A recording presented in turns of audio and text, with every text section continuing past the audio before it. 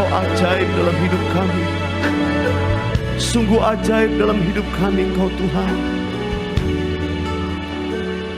Kalau sampai hari ini kami tetap merasakan Tuhan penyertaan Tuhan dalam hidup kami, sungguh kami mengucap syukur. Tuhan Yesus baik dan sangat baik kepada kami. Tuhan, kami buka hati kami pagi ini di hadirat-Mu. Berfirmanlah kepada kami. Nyatakan isi hati-Mu kepada setiap kami umat-Mu. Pakai hamba-Mu ini Tuhan. Melalui mulut dan bibir hamba-Mu Kau berkata-kata. Tuhan, kuasa-Mu nyata. Setiap firman diberitakan, kuasa Tuhan bekerja atasnya. Tuhan memerdekakan, menuntun, membebaskan kami. Tuhan, terima kasih. Pengurapan Tuhan turun di tempat ini. Urapi hamba-Mu, urapi semua jemaat-Mu. Berikan kami telinga seorang murid untuk mendengarkan setiap perkataan-Mu. Di dalam nama Tuhan Yesus kami berdoa. Terima kasih Tuhan. Haleluya. Sama-sama kita katakan amin. Kita beri kemuliaan buat Tuhan. Shalom, shalom. Silakan duduk saudara, puji Tuhan. Ini kalau saya melihat jemaat Tuhan yang hadir secara onsite, ya ini dibanding bulan lalu rasanya lebih banyak, udah makin banyak nih ya. Jemaat yang sudah bisa beribadah secara onsite. Saya juga menyapa semua yang ada di rumah-rumah yang mengikuti via Zoom. Tuhan memberkati kita semua pagi ini. Ya, saya berdoa semua kita dalam keadaan baik dan tetap dalam pemeliharaan Tuhan. Pagi ini saya diingatkan satu ayat firman Tuhan dalam Filipi 4 ayat yang ke-13 yang berkata, segala perkara dapat kutanggung di dalam Dia yang memberikan kekuatan kepadaku. Kita baca sama-sama 3, 4. Segala perkara dapat kutanggung di dalam Dia yang memberi kekuatan kepadaku. Saudara dikasih Tuhan, kita tidak tahu di depan hal-hal yang mungkin menjadi pengharapan kita, sesuatu yang mungkin banyak orang berdoa hari-hari ini. Bagaimana? Apa yang harus saya hadapi? Bagaimana saya menyelesaikan segala hal di depan? Kalau kita percaya kepada Tuhan Yesus, kita pegang, kita punya iman, kita berkata segala perkara dapat kutanggung di dalam Dia yang memberikan kekuatan kepadaku. Sebab kekuatan itu datangnya dari Tuhan. Kekuatan itu memampukan kita tetap bertahan, terus bergerak maju. Sekalipun mungkin kesulitan banyak dihadapi, tapi kita tetap bergerak maju. Moving, terus bergerak. Saudara yang dikasih Tuhan, apapun situasi di depan, kita nggak tahu. Kita nggak tahu. Saya seringkali berkata gini, mari kita hidup dengan disertai rasa cukup hari ini. Katakan amin. Untuk hari ke depan, hidup dengan iman. Sekalipun mungkin saya bilang, gampang, saya masih ada tabungan, masih ada simpanan, gampang. Enggak, jangan gitu. Kita tetap di hari depan, untuk apa depan kita dengan iman. Karena kadang kita nggak mengerti, Tuhan tuh siapkan sesuatu yang jauh mungkin lebih besar. Kalaupun saudara diberkati, ada simpanan, pasti Tuhan punya maksud lah. Itu kita percaya, pasti Tuhan punya rencana. Nah, saya percaya setiap kita mau belajar hidup dengan iman. Untuk apa yang Tuhan persiapkan di depan kita. Yang mau katakan amin. Ketika saya merenungkan ayat ini belum lama, baru berapa hari lalu. Tuhan kasih nyanyian ini, saya mau ajak kita nyanyi sama-sama ya. Minta aja. Saya izinkan saya untuk melepas masker ya. Untuk satu orang saja dalam ruangan ini, cepat. Segala perkara ku tanggung dalam-Mu, Yesus, Kau kekuatanku. Engkau telah sediakan segala yang ku perlukan, Yesus, Kau memberkatiku. Sekali lagi dari atas. Segala perkara ku tanggung dalam-Mu, Yesus, Kau kekuatanku. Engkau telah sediakan segala yang ku perlukan, Yesus, Kau memberkatiku. Ku bersyukur, ku bersyukur, ku bersyukur dengan apa yang ada padaku. Semua daripadamu tersedia bagiku. Sebab itu ku mau selalu bersyukur. Katakan, ku bersyukur, ku bersyukur, ku bersyukur dengan apa? Dengan apa yang ada padaku. Semua daripadamu, semua daripadamu tersedia, tersedia bagiku. Sebab itu ku mau selalu bersyukur. Kita pelajari sama-sama ya, mudah-mudahan liriknya bisa nanti muncul. Segala perkara ku tanggung dalam-Mu. Yesus, Kau kekuatan, kekuatanku. Engkau telah sediakan segala yang ku perlukan. Yesus, Yesus, Kau memberkati, Kau memberkatiku. Sekali lagi dari atas. Segala perkara ku tanggung dalam Dia, ku tanggung dalam-Mu. Yesus, Kau kekuatan, Kau kekuatanku. Engkau yang telah sediakan, Engkau telah sediakan segala yang ku perlu, segala yang ku perlukan. Yesus, Kau memberkati, Kau memberkatiku. Ku bersyukur, ku bersyukur, ku bersyukur dengan apa? Dengan apa yang ada padaku. Semua daripadamu tersedia bagiku. Sebab itu ku mau selalu bersyukur. Saudara, ada kuasa dalam ucapan syukur. Tadi saya katakan dua hal. Kita mengucap syukur, kita percaya itu semua daripada Tuhan. Kita bersyukur dengan apa yang ada padaku. Yang mau bersyukur katakan amin. Saudara, banyak orang gak bisa mengucap syukur dengan apa yang ada. Rasanya kurang terus. Hidup tuh gak akan penuh dengan sukacita kalau kita tidak disertai rasa cukup. Alkitab berkata, biarlah kita beribadah itu disertai dengan rasa cukup. Itu yang Rasul Paulus katakan. Artinya kita mengucap syukur sama apa yang ada. Terima kasih Tuhan, terima kasih, terima kasih. Itu rasa cukup itu Tuhan tuh berikan. Sehingga yang namanya kelimpahan, kekurangan itu semua relatif. Tapi kita bisa mengucap syukur. Segini, oh puji Tuhan, Tuhan sediakan. Tapi ada orang yang, wah segini aja rasanya belum cukup. Makanya itu saya katakan relatif.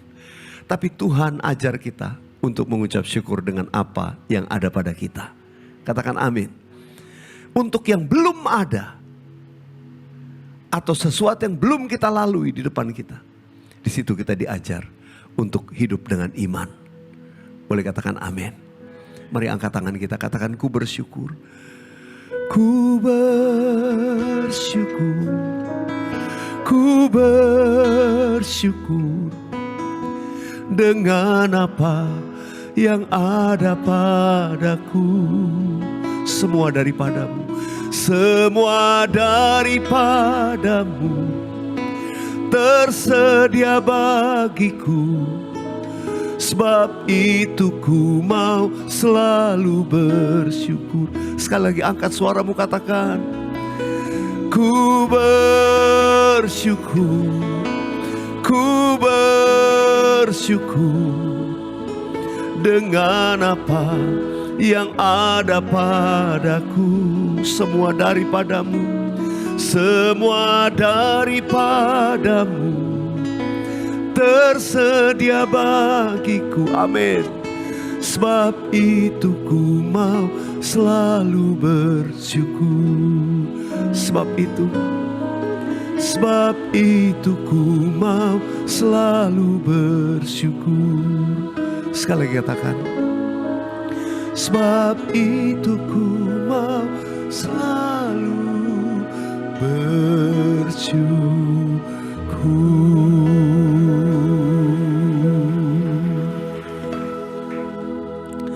Mari saya akan mengajak kita membaca dari Kisah Para Rasul pasal yang pertama ayat yang ketiga. Kisah Rasul pasal yang pertama ayat yang ketiga. Sudah kita baca 1, 2, 3. Kepada mereka ia menunjukkan dirinya setelah penderitaannya selesai, dan dengan banyak tanda ia membuktikan bahwa ia hidup. Sebab selama 40 hari ia berulang-ulang menampakkan diri dan berbicara kepada mereka tentang kerajaan Allah. Ini adalah perkataan Tuhan Yesus. Dikatakan kepada mereka atau kepada murid-muridnya. Ia, yaitu Yesus, menunjukkan dirinya setelah penderitaan selesai, dan dengan banyak tanda ia membuktikan bahwa ia hidup. Sebab selama 40 hari Tuhan Yesus berulang-ulang menampakkan diri dan berbicara kepada mereka, itu kepada murid-muridnya, tentang kerajaan Allah. Saudara dikasih Tuhan, Tuhan Yesus bangkit. Lalu selama 40 hari sebelum dia naik ke surga, dia menampakkan diri kepada murid-muridnya. Dalam berbagai occasion, dalam berbagai kesempatan. Tidak seperti dulu Tuhan Yesus setiap hari sama-sama murid-muridnya, kali ini enggak. Saya percaya Tuhan itu punya rencana. Dia menyiapkan murid-muridnya untuk satu tujuan yang besar. Karena itu selama 40 hari tadi dikatakan dia berbicara kepada mereka tentang kerajaan Allah. Saya sengaja menggarisbawahi tentang kerajaan Allah. Berarti Tuhan Yesus itu sebelum dia naik ke surga, dia menyampaikan hal yang penting kepada murid-muridnya. Saudara kalau mau pergi, pasti pesan buat orang-orang yang kita tinggalkan untuk waktu yang misalnya cukup lama kita akan pergi. Pasti nanti kamu begini. Hal-hal yang penting itu harus disampaikan. Kalau menurut kalender Alkitab, kita ini ada di masa-masa seperti ini. Kita beberapa minggu lalu baru merayakan kebangkitan Tuhan Yesus Paskah. Dan nanti hari Kamis depan ini, kita tuh merayakan kenaikan Tuhan Yesus. Jadi persis nih masa-masa ini, Tuhan Yesus menyatakan diri sama murid-muridnya. Dan dia memberitakan tentang kerajaan Allah. Hari ini firman Tuhan buat kita juga akan berbicara tentang kerajaan Allah. Saudara, kerajaan Allah itu berbicara kerajaan kekal selama-lamanya, surga. Itu yang pertama. Artinya, mari kita fokus kepada hal-hal untuk membawa kita masuk kepada surga. Alkitab berkata, perhatikan perkara-perkara di atas. Mungkin kita katakan, Pak, kita masih di bumi. Iya, tapi fokus kita bukan apa yang di bumi. Mari coba fokus kita kepada apa yang surga, kerajaan Allah. Pasti beda, cara hidup kita beda. Kalau fokus kita itu surga, cara hidup kita mempersiapkan diri. Tapi kalau kita nggak punya fokusin, wah hidup ngeflow aja sembarangan, nggak karu-karuan. Ketika tiba hari Tuhan kaget. Saudara dikasih Tuhan, karena itu kita berjaga-jaga. Kalau kita fokus pada kerajaan Allah, kita berjaga-jaga. Kerajaan Allah itu juga berbicara tentang nilai-nilai kerajaan Allah yang kita bangun di bumi. Nilai kerajaan Allah, ya membangun kerajaan Allah di bumi. Itu bicara keluarga atau satu komunitas di mana kerajaan Allah itu dinyatakan di situ. Gereja Tuhan itu adalah representasi kerajaan Allah di muka bumi. Tapi ada representasi yang paling kecil, yaitu family, keluarga. Karena itu kalau fokus kerajaan Allah, juga kita bagaimana membangun nilai-nilai kerajaan Allah di mana kita berada. Dalam keluarga, rumah tangga, di tempat kita bekerja, komunitas sosial kita. Kita membagikan atau menunjukkan prinsip kerajaan Allah ini. Nah, saudara dikasih Tuhan, kita masih ada di bumi saat ini. Tapi pesan kerajaan Allah untuk kita bangun nilai itu. Hari-hari ini Tuhan menyatakan buat kita. Saya akan mengajak kita membaca dari Roma 14. Ini nilai yang Tuhan mau kita bangun. Di mana kita berada. Ini pesan tentang kerajaan Allah. Sebelum nanti hari Kamis depan kita merayakan kenaikan Tuhan Yesus. Kita baca sama-sama Roma 14 ayat yang ke-17. 1, 2, belum muncul. Ya, 3, 4. Sebab kerajaan Allah bukanlah soal makanan dan minuman, tetapi soal kebenaran, damai sejahtera dan sukacita oleh Roh Kudus. Kerajaan Allah bukanlah soal makanan dan minuman, bukan soal kebutuhan fisik, bukan soal keperluan kita. Kita manusia hidup memang perlu sandang, pangan, papan, perlu. Karena itu Tuhan Yesus berkata, Tuhan Yesus pernah berkata, ya, kamu gak usah khawatir tentang apa yang kamu makan, kamu minum, kamu pakai. Semua itu dicari, bangsa-bangsa yang tidak mengenal Allah. Semua juga perlu. Tetapi Tuhan Yesus berkata, carilah dulu kerajaan Allah dan kebenarannya, maka semuanya akan ditambahkan kepadamu. Kejar kerajaan Allah ini, nanti semuanya akan ditambahkan. Jadi kamu gak usah khawatir. Kerajaan Allah itu bukan bicara makanan, minuman, enggak. Itu semua disediakan Tuhan pasti. Bagi orang yang mengejar kerajaan Allah. Ketika fokus kita salah, fokus kita tuh bukan kepada kerajaan Allah. Fokus kita tuh kepada makanan, minuman. Fokus kita maksudnya kepada kepentingan, kebutuhan hidup. Yes, kita perlu.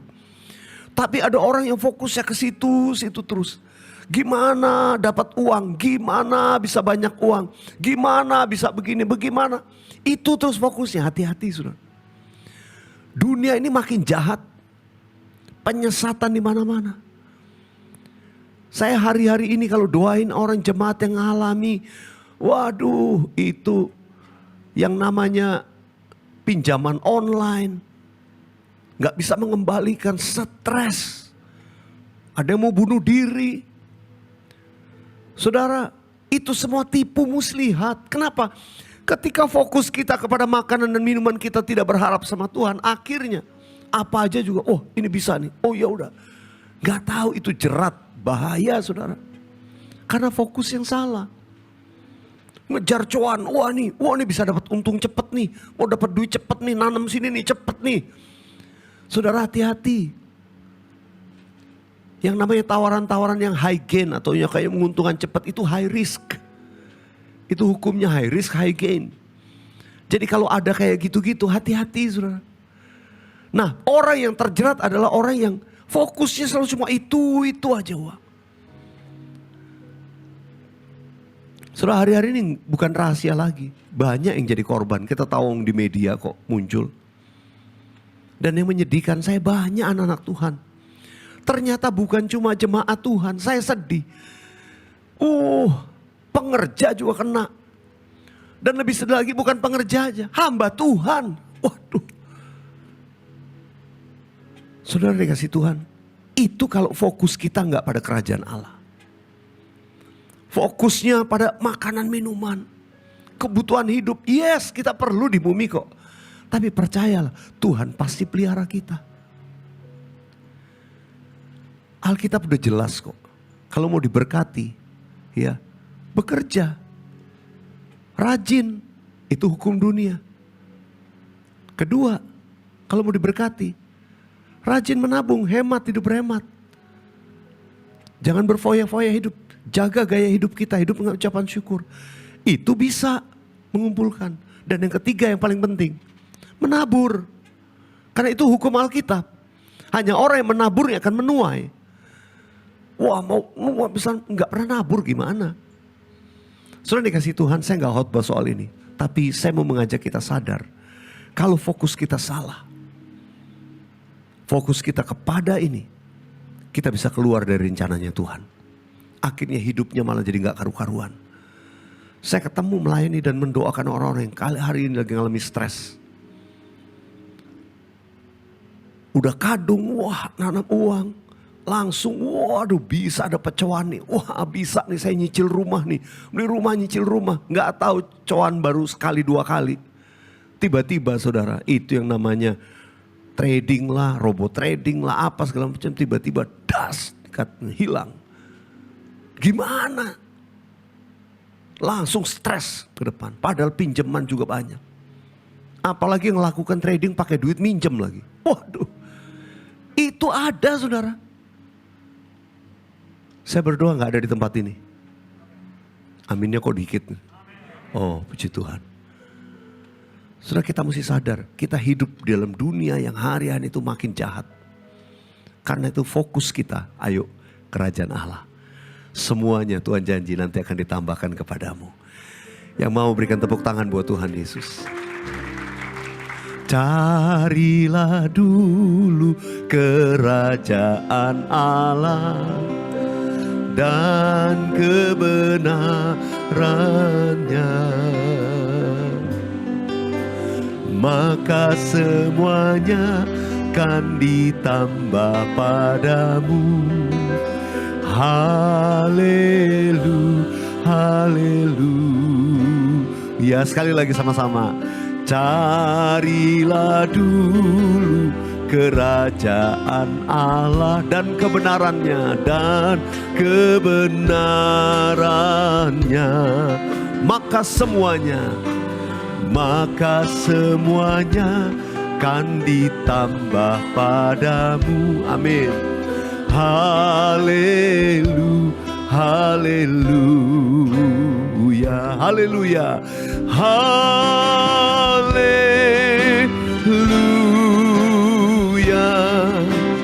haleluya,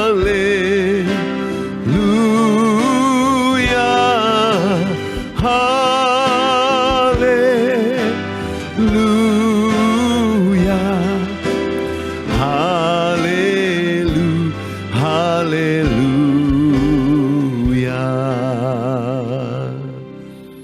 Semuanya Tuhan janji kalau kita cari dulu kerajaan Allah.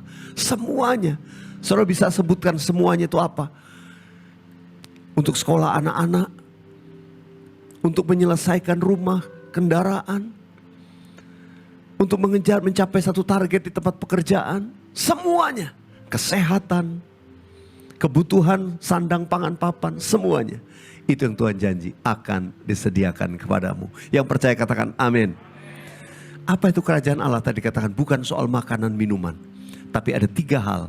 Yang pertama soal kebenaran. Katakan kebenaran. Yang kedua katakan damai sejahtera. Dan yang ketiga katakan sukacita oleh Roh Kudus. Sebetulnya yang oleh Roh Kudus ini bukan cuman sukacitanya. Cuman bahasa Indonesia jadi kelihatannya begitu ya. Sebetulnya kebenaran, damai sejahtera dan sukacita, 3-tiganya ini oleh Roh Kudus. Yang memampukan itu karena Roh Kudus ada dalam kita. Amin. Yang pertama, ayo kita kejar kebenaran. Kalau mengejar atau mencari dahulu kerajaan Allah itu, yang pertama kita mencari kebenaran. Nah, kebenaran itu bicara hubungan kita dengan Tuhan. Itu standar hubungan kita dengan Tuhan itu kebenaran. Kita dibenarkan oleh kasih karunia dalam Yesus Kristus. Kita sudah ditebus oleh darah Yesus. Kita dibenarkan oleh Allah. Berapa banyak sih sudah percaya Yesus sebagai Tuhan dan Juru Selamat. Kita dibenarkan. Kita ini anak-anak Allah. Katakan amin. Berikan tepuk tangan buat Tuhan Yesus. Kita dibenarkan. Namun saudara dan saya harus terus mengejar kebenaran dalam hidup ini. Artinya menjaga kehidupan dalam standar kebenaran firman Tuhan. Firman-Mu adalah kebenaran. Alkitab katakan. Jadi firman Tuhan itu standar buat kita untuk hidup dalam kebenaran. Mengajarkan bagaimana kita hidup sesuai dengan kehendak Tuhan. Hidup kudus, menjauhi kejahatan, menjaga hidup dalam standarnya Alkitab. Saudara dikasih Tuhan, orang yang mengejar ini, ya selalu mau cari tahu kehendaknya Tuhan. Selalu belajar banyak baca firman Tuhan. Itu kita mencari kerajaan Allah. Saudara datang beribadah hari ini, itu mencari kerajaan Allah. Supaya mendengar kebenaran, oh ya saya mesti begini, oh saya mesti begini. Oh firman Tuhan ngajar saya ini. Ya. Kalau saudara jemaatmu lebih dalam lagi, ikut kom. Di gereja kita ada kom. Ya, kom itu mengajarkan dasar-dasar Alkitab. Ya, apalagi zaman sekarang ya, udah zaman selama pandemi dan seterusnya ke depan nih, kita jadi nggak repot kayak kom kita bisa ya kalau pengajaran gitu bisa lewat online. Jadi, wah saya mau ikut males jauh. Waduh kalau hari kerja repot. Sekarang gampang. Jadi yang belum ikut kom, daftar. Supaya apa? Kita belajar, mengejar kebenaran. Kita mengerti kehendak Tuhan lebih lagi. Amin. Ya. Kemudian yang kedua, sekarang damai sejahtera. Kalau kebenaran itu bicara hubungan kita dengan Tuhan. Sekarang kita disuruh mengejar damai sejahtera. Damai sejahtera itu ukuran hubungan kita dengan sesama. Damai sejahtera itu dari Tuhan, yes. Dia sumber damai sejahtera. Dia dikatakan Prince of Peace. Karena itu kalau kita mengejar kebenaran dan Kristus ada dalam kita, itu memampukan kita untuk hidup dalam damai sejahtera dengan semua orang. Jadi sengaja kebenarannya taruh nomor 1. Karena orang yang hidup dalam hubungan yang benar dengan Tuhan, dia dimampukan hidup dalam damai sejahtera dengan sekelilingnya. Saudara, kenapa saya katakan itu ukuran damai sejahtera hubungan sesama? Karena itu sesuatu yang dirasakan di hati. Itu dirasakan. Saudara kalau konflik, ya hubungan gak beres, suami istri konflik, cekcok, pasti gak ada damai sejahtera, betul? Itu hubungan relation. Itu aja yang paling dekat sama orang paling dekat kita. Orang tua anak, hubungannya gak benar, itu langsung damai sejahtera hilang. Di rumah tuh jadi rasanya kesel, mau marah terus. Kenapa? Gak ada damai sejahtera. Alkitab berkata kejar damai sejahtera. Kita harus mencari itu. Tapi kuncinya jangan lupa. Kita gak mengejar damai sejahtera dan kekuatan kita. Kita punya Roh Kudus. Karena itu hubungan kebenaran yang nomor 1 tadi itu harus dikejar utama. Ya, carilah dulu kerajaan Allah dan kebenarannya. Karena ini nomor 1. Kita hubungan sama Tuhan benar. Nanti lihat. Hubungan sama sesama. Itu bisa yang namanya mengampuni. Itu mudah. Katakan amin. Kenapa bisa damai sejahtera? Karena mudah mengampuni. Kenapa bisa damai sejahtera? Karena mudah memaafkan. Karena mudah juga minta maaf kalau salah. Gak sombong. Orang yang hidupnya benar di hadapan Tuhan. Kalau dia ada konflik, waduh saya salah ngomong sama dia nih. Bisa tuh gampang tuh ngomong. Bro sorry ya, saya salah maksud saya tuh gak gitu. Saya gitu. Oh iya gak apa-apa. Damai langsung enak. Coba kalau enggak, sana dulu nyimpen gak enak. Apa maksud dia ngomong gue gini? Oh begini, wah langsung tuh. Hubungan di tempat kerja jadi gak enak. Saudara, tapi kalau orang yang penuh dengan kasih Tuhan Yesus, benar di hadapan Tuhan, itu mudah ngampuni, mudah minta maaf. Itu namanya damai sejahtera. Nanti lihat hubungan suami istri, ya kalau penuh dengan kasih Kristus itu mudah ngampuni. Hubungannya indah. Ya, saya sengaja berdiri di sini agak nyamping ya, karena yang situ nggak kelihatan. Jadi saya berdirinya kayak gini supaya yang sebelah sana bisa kelihatan. Saudara dikasih Tuhan, kejar kebenaran, kejar damai sejahtera. Katakan amin. Nanti kalau kebenaran kita kejar, damai sejahtera kita akan punya yang ketiga, namanya sukacita. Tadi semuanya dikerjakan oleh Roh Kudus. Nah, kalau kebenaran itu ukuran hubungan kita dengan Tuhan. Damai sejahtera itu ukuran hubungan kita sesama. Sukacita itu ukuran hubungan kita internal dalam diri kita. Saudara, ya tubuh jiwa roh kita penuh sukacita. Nanti kalau hidup benar di hadapan Tuhan, damai sejahtera dan sesama, nanti diri kita penuh sukacita. Buahnya itu sukacita. Orang kalau sukacita, wah, bukan cuma umur panjang, saudara. Orang kalau sukacita, itu dimanapun dia berada, itu membawa sukacita buat yang lain. Jadi saudara, ya kalau anak Tuhan, mesti sukacita, ketemu senyum, ya di tempat pekerjaan. Sampai orang lain bilang, lu happy terus ya, kenapa ya? Wah, tiap hari bilang, Tuhan baik, terima kasih Tuhan. Kenapa? Karena hubungan kita kejar hubungan dengan Tuhan. Damai sejahtera, karena apa? Tuhan itu pasti hadir dalam hidup kita. Ada pembelaan Tuhan. Kita hidup dalam damai sejahtera, jadi gak stres. Juga seperti tadi, mengenai kebutuhan hidup, mengenai segala suatu hal. Kalau kita benar sama Tuhan, nanti kita bisa yang namanya tadi di awal saya katakan, hidup disertai rasa cukup. Bisa ngucap syukur. Bisa ngucap, orang yang bisa ngucap syukur, itu hidupnya damai. Damai sejahtera. Tapi orang yang gak bisa ngucap syukur, hidupnya akan stres. Dia berusaha kejar Dia bisa, gue juga mesti bisa. Gue mesti kejar, gue mesti lebih dari dia. Gue mesti gini. Setelah dikasih Tuhan, percayalah. Tuhan itu mau mengangkat kita kok, janji Tuhan. Kita jadi kepala bukan ekor. Tapi cara ngangkatnya kalau Tuhan tuh beda. Luar biasa, percayalah. Saya juga udah ketemu kok banyak orang yang tadinya biasa-biasa aja dalam hidupnya. Tapi setia. Jaga hidupnya sama Tuhan.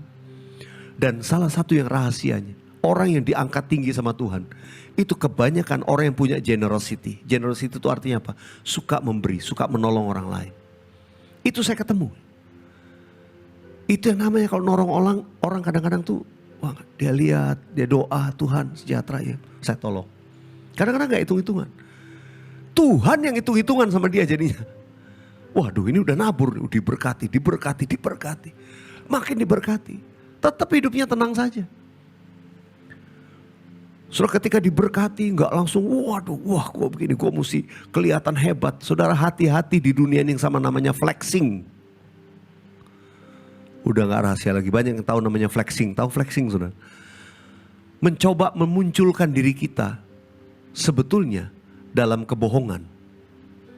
Untuk memberikan image yang wah, orang lihat kita, wah keren, hebat nih orang, wah ini orang ini. Makanya sudah sosial media tuh bahayanya gitu, karena banyak orang flexing. Kenyataannya gak gitu. Sebetulnya wah hidupnya penuh dengan kecewaan, kesendiriannya. Tapi kalau bikin konten, wah ngelawak lucu gitu. Padahal begitu dia sendiri stres hidupnya. Zaman dulu udah banyak, saudara. Ya, wah kelihatan pelawak hebat tapi matinya bunuh diri karena kesepian. Tapi dia hibur orang pada ketawa semua. Saudara, dunia ini banyak gitu. Ada yang karena mau ngejar cuan, nipu, minjem duit sama orang.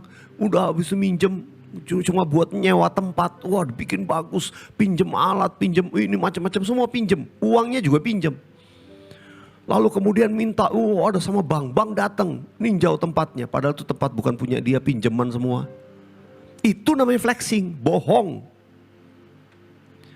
Banyak di dunia ini. Waduh pergi ke Eropa, padahal pakai duitnya orang. Kamu ikut saya kayak gini nanti, waduh naik di sini. Itu yang menjerat. Nah kita anak-anak Tuhan jangan gitu, jangan. Hidup nanti gak damai sejahtera, percayalah. Saya rindu kita semua hidup dalam damai sejahtera, hidup dalam kebenangan. Jalan, setia sama Tuhan, setia. Cara Tuhan ngangkat tuh hebat. Kalau kita diangkat, itu sama Tuhan. Itu kuat, strong, akarnya dalam. Angin tiup tetap naik, karena kuat. Tuhan mau kita demikian. Dunia ini gak akan lepas dari angin badai akan datang. Kalau kita gak kuat, gampang jatuh. Karena itu ada satu doa dalam Alkitab yang berkata, Tuhan berkati aku. Berkati aku. Supaya jangan aku hidup dalam kemiskinan. Nanti diolok-olok orang. Tuhan berkati aku. Tapi supaya kalau aku kaya, aku tidak berdosa kepadamu. Cukupkan. Sudah dikasih Tuhan, hati-hati. Memang kalau miskin diperolok. Tapi kalau kaya, salah. Waduh, itu lebih parah lagi. Saya berdoa kita semua tidak demikian. Kita mau menjadi anak-anak Tuhan yang hidup dengan rasa syukur, penuh sukacita, diberkati oleh Tuhan. Yang mau katakan amin. Segala perkara, nyanyikan. Ku tanggung dalam-Mu, Yesus, Kau kekuatanku. Amin. Engkau telah sediakan segala yang ku perlukan. Yesus, Kau memberkati, Kau memberkatiku. Sekali lagi yuk katakan, segala perkara. Segala perkara ku tanggung dalam-Mu, Yesus, Kau kekuatanku. Engkau telah sediakan segala yang ku perlukan. Yesus, Kau memberkatiku. Ku bersyukur, bersyukur dengan apa yang ada padaku. Semua daripadamu tersedia bagiku, sebab itu ku mau selalu bersyukur. Nyanyikan, ku bersyukur, ku bersyukur, ku bersyukur dengan apa yang ada padaku. Mari kita bangkit berdiri sama-sama. Semua daripadamu tersedia bagiku, sebab itu ku mau selalu bersyukur. Saudara, kita